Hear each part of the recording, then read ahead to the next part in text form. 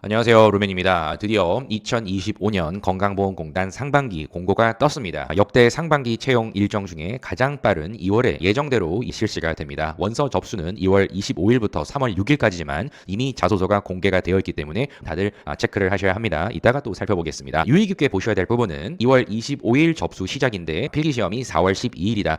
꽤 시간이 지난 이후에 필기시험을 이렇게 보고요. 역시나 일주일 뒤에 필기 합격자 발표가 있고 면접시험은 역시나 이번에도 꽤 준비 시간을 길게 주는 형태로 진행이 됩니다. 4월 18일부터 5월 7일까지니까요. 마지막에 보시는 분들은 거의 한 달가량을 기다렸다가 보시게 되는 일정을 소화하게 되실 겁니다. 물론 보훈 전형과 장애 전형은 서류 합격자 발표인 4월 3일부터 쭉 기다리면 거의 2달 정도를 기다려야 하는 그런 상황이 이어질 겁니다. 참고하시고요. 빠르게 공고만 살펴봅니다. 이번 채용 인원이 총 448명이고요. 행정과 건강, 요양, 전산 모든 직무가 이렇게 채용을 합니다. 행정이 역시나 가장 많고요. 경인 지역이 가장 많습니다. 하지만 전체 인원보다 내가 지원한 지역 내의 인원이 과연 몇 명인가? 서울, 강원, 전북, 제주 이 지역들처럼 한 명, 두 명 뽑는 이런 직무와 채용 지역은 상당히 고민이 많을 수밖에 없을 겁니다. 소신껏 지원 지역을 정하셔야 될 거고요. 장애 보훈 전형 분들도 35명, 30명 확정이 되었으니까 참고를 해보시기 바랍니다. 그리고 이거 모르시는 분들이 계시는데 강원 인재 전형은 지역 전형이 아니라 전국으로 어디나 갈 수 있다. 이런 부분을 알고 지원을 하십시오. 이번에 25명을 채용을 합니다. 그리고 서류 전형은 크게 변동사항은 없습니다. 7배수, 기술직은 10배수라는 점, 장애보훈 5배수 전과 동일하고요.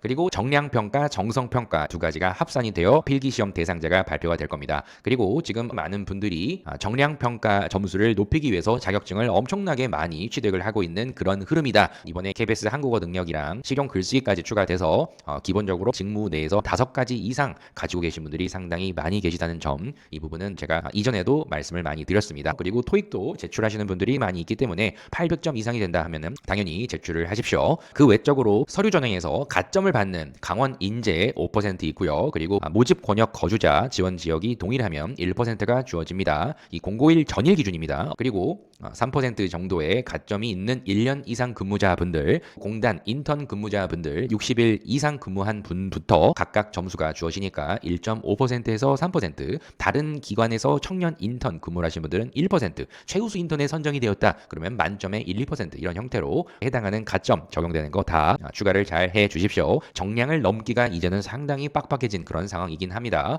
정량을 통과했을 때 2.5배수로 NCS와 법률 이 형태로 보는 거 전과 동일하고요. 참고로 바뀐 법률 개정에 대한 부분은 잘 아셔야 되기 때문에 꼭 체크를 하시고 공부를 하셔야 합니다. 마지막 대망의 면접이 있죠. 이번에도 상당히 길게 보는 것으로 보아서 면접을 까다롭게 볼 것으로 예상이 됩니다. 이번에는 원주에서 보는 게 아니라 서울이니까 서대문 아니면 코엑스가 아닐까. 전처럼 경험행동 면접 BI, 상황 면접, 토론 면접 이렇게 여러분들이 각각 준비를 하셔야 되는데 참고로 잠깐만 말씀을 드리면 실제 면접에서 가장 먼저 진행되는 것이 토론입니다. 토론 면접을 잘 보셔야 이후에 이어지는 상황 면접과 BI 면접에서 좋은 점수를 더 받고 합격할 확률이 높아진다. 토론 면접을 보신 다음에 방을 이동하여 상황 면접과 경험 면접을 본다. 꼭 진행 흐름을 이해를 해주셔야 됩니다. 제가 이전 영상에도 진행 방식은 많이 말씀을 드렸으니까 참고해 주십시오. 자, 이제 본격적으로 자소서 작성에 대한 부분을 알아보도록 하겠습니다. 건보는 항상 인재상 4가지 기준으로 자소서 항목이 출제가 된다. 그동안 나왔던 자소서 항목에 대한 부분들을 다 정리를 해서 제가 블로그에 보실 수 있도록 공개를 해두었기 때문에 미리 준비를 하신 분들도 상당히 많이 있으실 겁니다. 그러면 이번에 자소서 항목 하나씩 보도록 하겠습니다. 자, 첫 번째입니다. 자신보다 타인을 위해 행동을 했다. 결국 이타성을 보겠다라는 거죠.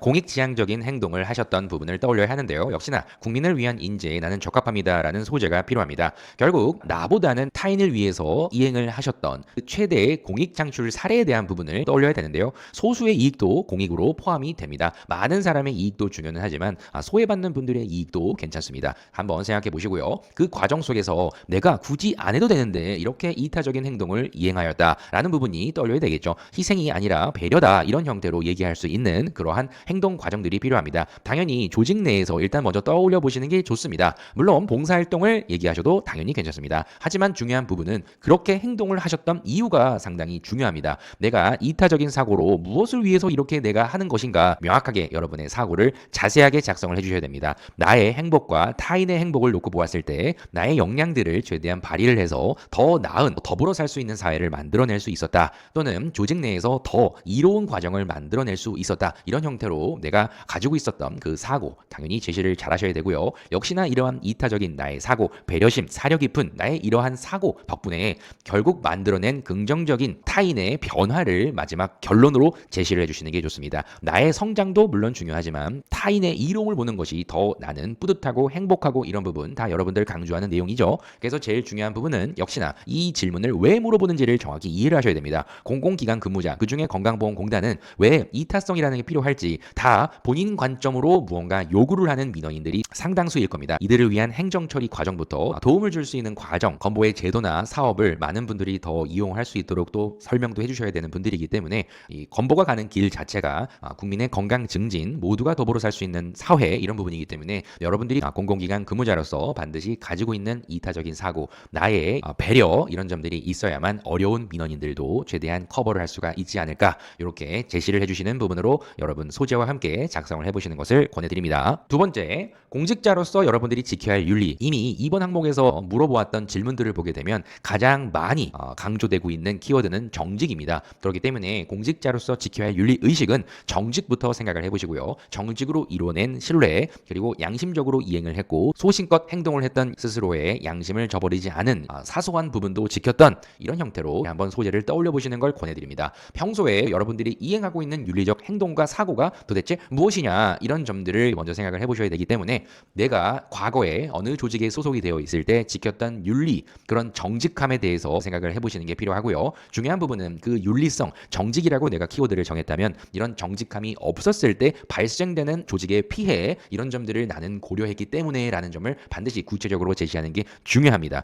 반드시 여러분들이 생각하셔야 될 부분은 누구나 지켜야 하는 것은 맞지만 다들 지키는 것을 정직이라고 얘기할 수는 없습니다. 법적으로 정해져 있는 것이 아니라 안 지켜도 크게 문제가 없는 그러한 점조차 내가 지켰다 소신 있게 이런 부분이 필요한 겁니다. 나 혼자만 지켰다라고 끝내는 분들이 워낙 많기 때문에 내가 다른 사람보다 더 잘 지켰던 그런 점들을 먼저 떠올려 보셔야 하지만 정직함을 다 지킬 수 있도록 내가 나서서 무언가 행동을 했다 이런 점이 꼭 있어야 합니다. 가능하면 근무지 내에서 지켰던 윤리, 조직 내에서 지켰던 정직함을 제시를 해주십시오. 그리고 역시나 이런 점들이 오늘날까지 이어진다. 앞으로도 내가 이런 정직함을 이어나가겠다. 나중에 면접에서 최근에 정직함을 발휘했던 사례가 혹여 더 있느냐 이런 형태로도 물을 수 있으니까요. 면접까지 감안해서 작성을 잘 해두시는 걸 권해드립니다. 공직자로서 지켜야 할 윤리의식이에요. 그리고 세 번째입니다. 역할 분담이 정해지지 않은 집단 과제다. 여러분들이 체계적인 조직에 들어가서 분업이 잘 된 상태에서 성과를 냈다. 이런 부분이 아니라 전혀 체계가 없는 상태에 놓여져서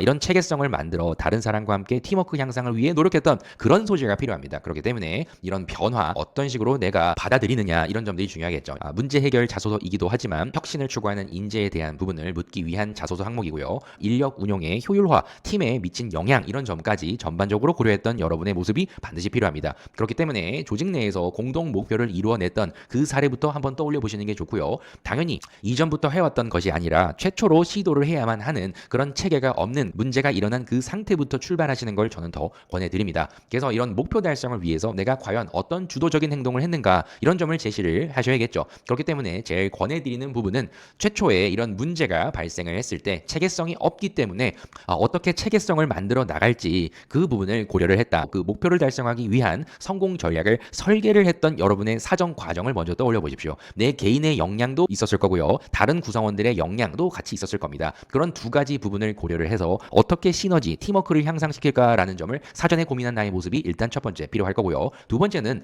효율적인 이런 시너지 창출을 위해서 고려한 내용들이 분명히 있으나 과연 이런 점들을 다른 팀원에게 이야기를 했을 때 받아들이고 나의 견해에 잘 따라 주었을까 이런 점들을 고려를 해보셔야 되기 때문에 반드시 여러분들이 하셨던 적용 과정에서는 확신이라는 게 있어야 됩니다. 시도를 그렇게 할 수 있었던 이유가 다른 구성원들이 의사결정을 하는 데 있어서 명확한 근거와 신빙성, 설득력이라는 게 존재했기 때문이다라는 점을 제시를 하는 게 상당히 중요합니다. 만약에 내가 목표 달성을 위한 좋은 생각들, 나만의 아이디어 이런 점들을 아무리 팀원에게 제시를 해 보았자 다른 사람들이 납득을 하지 못한다면 그만큼 시간이 많이 지체가 될 겁니다. 그런 점을 알고 사전에 전략을 설정하여 최대한 다른 동료들과 함께 시너지를 만들기 위해서 열심히 노력했던 그런 여러분들의 모습이 반드시 필요합니다. 그렇기 때문에 나는 팀워크, 조직력을 끌어올리기 위해서 어떤 상태에 놓여도 최대한 노력을 하는 사람. 가장 중요한 건 체계가 없을 때 비상 상황, 돌발 상황 이런 부분이 중요하기 때문에 기존에 있었던 방식대로가 아니라 나만의 방식으로 그 목표를 달성하기 위해 팀원들을 함께 이끌어 성공했다. 이런 협업 성과 사례가 있으면 반드시 쓰십시오. 그렇게까지 해서 이룬 결과는 많은 사람의 이로움입니다. 국민을 위한 인재이기 때문에 1번에 쓰고 꼭 그렇게 안 해도 됩니다.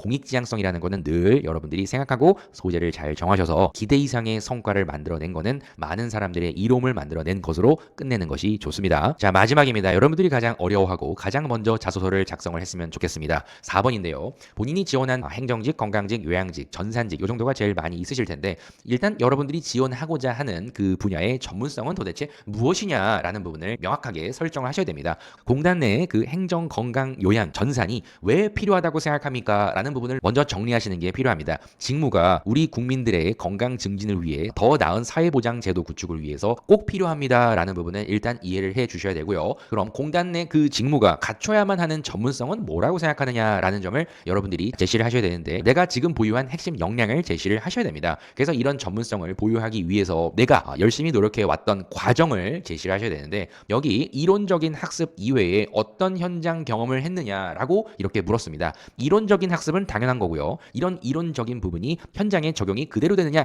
꼭 그렇지는 않고 여러 돌발 변수들이 존재를 할 겁니다. 앉아서 학습을 했던 과정이 아니라 발로 뛰었던 여러분들의 노력 과정을 더 요구한다. 이렇게 이해를 하시면 됩니다. 그렇기 때문에 여러분들이 이 전문성을 보유하기 위해서 노력했던 과정은 이론적인 학습도 물론 있었지만 전공을 공부했다, 부전공을 내가 공부했다, 자격증을 취득했다, 뭐 여러 가지의 이론들이 분명히 있겠지만 그런 이론들이 실무에 적용이 되는 과정에서의 시행착오를 정리를 해보시는 게 좋습니다. 나의 이력사항을 보시고 예전부터 꾸준히 어떻게 해오고 있었는지를 쭉 한번 정리해 볼 필요가 있다. 그래서 이력사항을 먼저 정리하는 게 중요하다. 늘 말씀을 많이 드리고 있습니다. 그래서 발로 뛰어서 현장 경험을 내가 해보았더니 내가 알고 있었던 내용이 적용이 되지 않는구나. 아, 현실적으로 이런 점이 다르구나. 이런 복지와 관련된 전문성을 더욱 강화했던 여러분의 실무 적용 과정이 더 중요하다는 점 꼭 이해하셔야 됩니다. 하나 흐름을 얘기를 하면 전공자인데 각종 아르바이트를 통해서 많은 고객들의 만족을 주기 위한 노력도 이렇게 했지만 복지와 관련된 봉사활동도 해보았고요. 그래서 공공기관에 인턴을 근무를 하면서 사회적인 약자와 만나면서 행정 처리에 대한 이런 이력도 쌓았으며 특히 기간제 하신 분들은 우리 공단 내 기간제 근무를 통해 공단 사업에 더 참여를 해서 사각지대 노인 대상자까지도 내가 더 깊이 있는 이해를 하였다. 이런 형태로 흐름을 계속 잡아가신다고 하면 지원 직무에 관련된 전문성을 쭉 강화해 나가고 있다. 이런 형태로 여러분들이 강조를 할 수 있을 겁니다. 그리고 결국 해당 과정으로 얻은 것은